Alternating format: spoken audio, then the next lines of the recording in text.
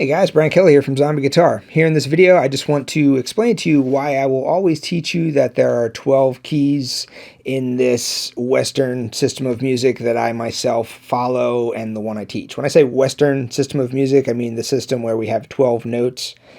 If you look at a piano, there's 12 notes on it, spanning multiple octaves, but there's just 12 notes. If you look at a guitar, there's just 12 notes on it, spanning multiple octaves across, all the strings. If that's the system of music that you are also playing in, the 12-note system, this is why I believe and this is why I teach that there are 12 keys as opposed to 24 keys or even 30 keys. So before getting into this, I just wanted to say that this is one of those things, and it seems it's this way with everything these days. Everything turns into like this big war. That's how it is with this, how many keys in music there are. Okay, I think there's 12 keys.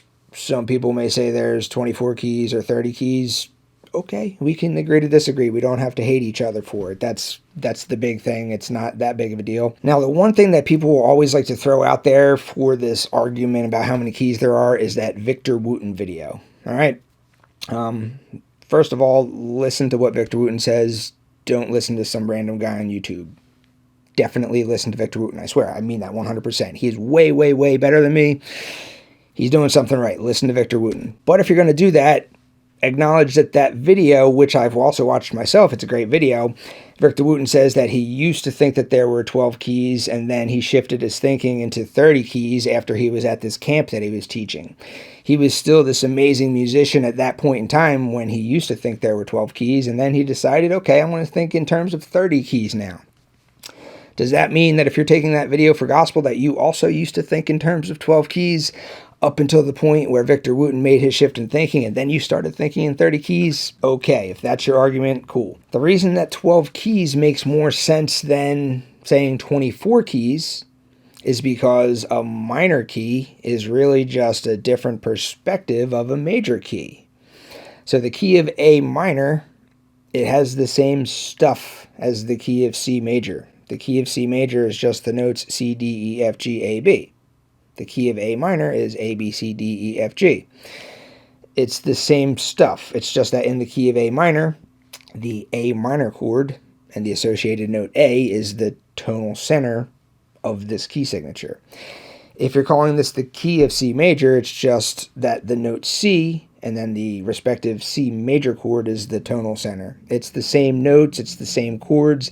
The key of C major shares the same stuff as the key of A minor. Now, the key of C major and the key of A minor, they have the same 7 notes, they have the same 7 chords, everything about them is the same. This is the key that has no sharps and no flats in it.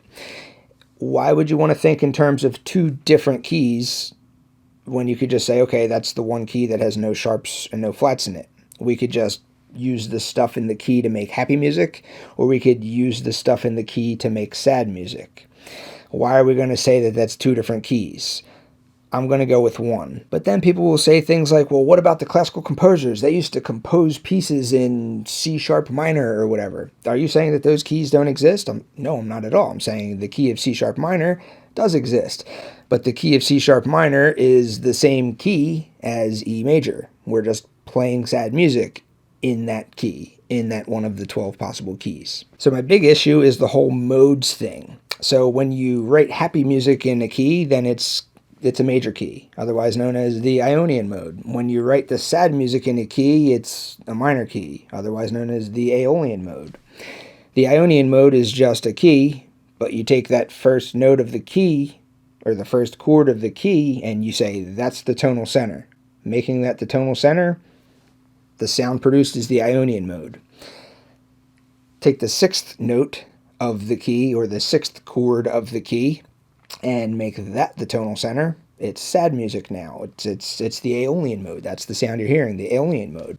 You can do that with, the 2nd chord, or the 3rd chord, or the 4th chord, or the 5th chord, or the 7th chord. So you have 7 chords, you have 7 notes in any key. First note, that's Ionian. 6th note, that's Aeolian. First note gets to be called a major key. 6th note gets to be called a minor key when you make that the tonal center. When you make the 2nd note the tonal center and the 2nd chord of the key the tonal center, it's the Dorian mode. But that doesn't get to be called a key though. Why not? What if I take the 3rd chord of the key and then I make that the tonal center? That's the Phrygian mode when you do that. Can I call that a key? No, that's a mode.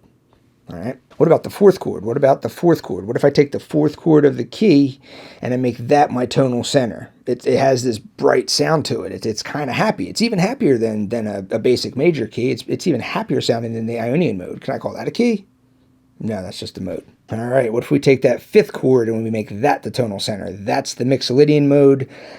The Mixolydian mode was used all the time in classic rock. The Allman Brothers were always playing in the Mixolydian mode. The Grateful Dead. The Mixolydian mode, that's a key, 100%, right? No, it's a mode. Sixth chord. We take the sixth chord. We make that the tonal center. We write music, and it's called the Aeolian mode. Does that get to be called a key? All right, cool, it's a key. All right, got it. And then we have that seventh chord. That's that weird chord. That's that diminished triad. And then when you make it into a seventh chord, it becomes a half diminished chord. Like, what's up with that? I mean, does anyone even make a tonal center out of that seventh weird chord? They do, and then it's called the Locrian mode. But people don't really write music in the Locrian mode a lot because it's kind of hard to make a diminished chord to be home. So that's the Locrian mode. Okay, I understand why they don't call that one a key. That makes sense. So you have your key. You have 7 notes in the key. You take the first note. You make that the tonal center. Boom, it's the Ionian mode. It's a major key. Take the 6th note. Boom, that's the Aeolian mode. Boom, that's a minor key. 2nd, 3rd, 4th, 5th, and 7th notes and associated chords of the key, they don't get that same special treatment. They're just modes. Can't we just say that there's 12 keys, and then within each of the 12 keys there's 7 possible tonal centers? Within the key that you choose to write the music in, you could play Ionian sounding music if you want. You could play Aeolian sounding music. You could play Dorian sounding music. You could play Mixolydian sounding music. You could do whatever you want with those 7 unique notes. That is the key signature, for which there are one of 12 of them. But there are 15 key signatures. Yes, you're right, 100%. It's simpler to think in terms of 12 key signatures for most practical purposes. When it comes to sheet music, it may make more sense to use the spelling of the key of G flat as opposed to F sharp. Maybe a key change happened at some point within that sheet music, like it started out in the key of E flat or something, and then it switched to the key of G flat at some point. That may make more sense to write it in standard notation than it would to say you're starting out in E flat and then you're switching to F sharp, even though G flat and F sharp are the same. It's the same 7 notes. You're just calling them by their flat name in the key of G flat or calling them by their sharp name in the key of F sharp. It makes more sense, to go with flats or sharps. So the way they come up with this 15 key signatures is the key of C is the one that has no sharps or flats in it. You can then add a sharp. That's the key of G major. Now you're in a key that has 1 sharp. You can then add another sharp. Then you're in the key that has 2 sharps, 3 sharps, 4, 5, 6, 7. So you can have a total of 7 sharp keys. You can do the same thing with flats. 7 flat keys. So 7 flat keys plus 7 sharp keys plus the key of C, which has no sharps or flats. You have 15 key signatures. That's going to result in a key of C sharp and a key of C flat. The key of C sharp would be the one that has 7 sharps in it. The key of C flat would be the one that has 7 flats in it. For sheet music purposes, there may be an instance where you may want to spell it out that way as opposed to using the enharmonic sharp name. So that makes total sense. So yes, 15 key signatures, absolutely. Double that, you get 30. Then you are left with the same problem that we just talked about before. Okay, so why are we doubling it? Why are we not multiplying it by 7? Why is it just 30 keys then? Why is it not 15 times 7, which is, 9,847,000, if I did my math correctly. But yeah, you see what I mean? So 15 key signatures, cool. 30, no, I don't agree with that. But when writing in a minor key, it's very common to take the 5th chord, which in relation to the 1st chord would diatonically be a minor chord. It's very common to take that chord and make it into a major chord. By doing this, you are introducing one note that is outside of the original key signature. In the key of A minor, the fifth chord would diatonically be an E minor, which contains the notes E, G, and B. Turn that into a major chord, it now has the notes E, G sharp, and B. That G sharp is now an out-of-key note. That's where the harmonic minor scale is born from. The harmonic minor scale is A, B, C, D, E, F, G sharp. The harmonic minor scale is just the natural minor scale with a raised seventh degree. This harmonic minor scale is super, super cool. I love to use it. It has a really, really awesome sound. You can even create a whole set of chords from this new scale. You get some funky, fully diminished chords and some augmented chords and half diminished chords. All kinds of cool stuff going on within that harmonic minor scale. I've got videos of that on YouTube. I've got courses on it on the Zombie Guitar website. Awesome scale. It's a different scale than the natural minor scale, though. It's just that we've now introduced an outside note, and now we're playing by a whole new set of rules. We have this outside note to deal with now. But the thing is, that's not a requirement. You don't have to make that change for it to still be considered a minor key. What is the what's the ending of Stairway to Heaven? What's the last three chords? It's an A minor to a G major to an F major. It just loops that over and over. Page plays his A minor pentatonic solo, the iconic Stairway to Heaven solo. You ask anyone, they're going to be like, yeah, that's the key of A minor, of course. Yeah, that is the key of A minor, 100% agree.